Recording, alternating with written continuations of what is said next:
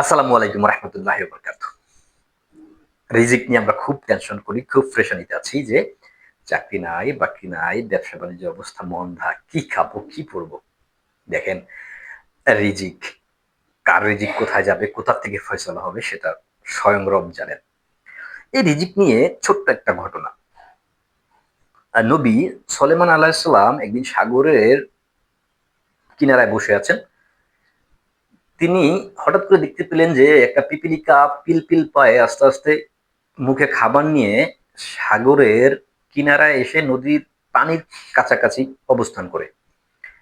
ঠিক কিছুক্ষণ পরে সাগরের নিচ থেকে একটা ব্যাঙ সাগর পাড়ে আসে এবং পিপীলিকাটাকে গিলে ফেলে এবং সাগরের ভিতর ডুব দিয়ে চলে যায়। সুলাইমান আলাইহিস সালাম অবাক দৃষ্টিতে তাকিয়ে আছেন।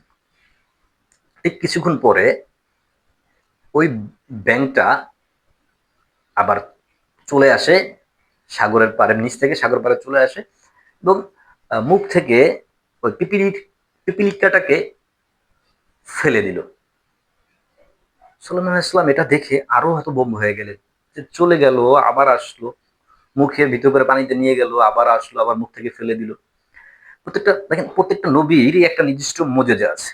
সুলাইমান আলাইহিস সালামের একটা নির্দিষ্ট মজেজা আছে, সে হচ্ছে সকল পশু পাখি কীট পতঙ্গের ভাষা বুঝতো।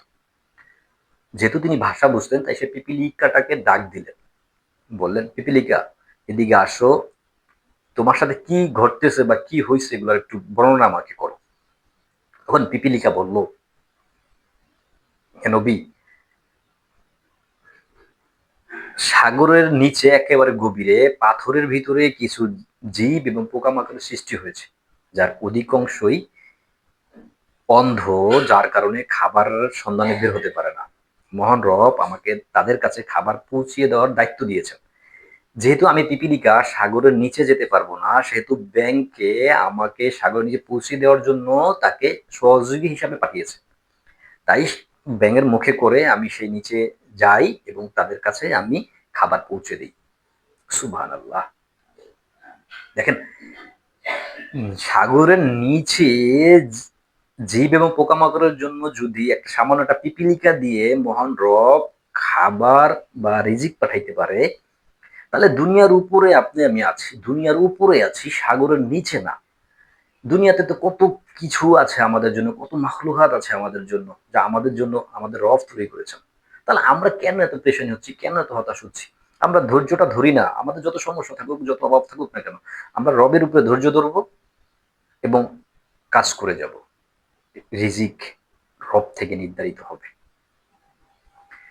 দিন শেষে নিজে ভালো থাকবেন, নিজের পরিবারকে ভালো রাখবেন। আল্লাহ হাফেজ।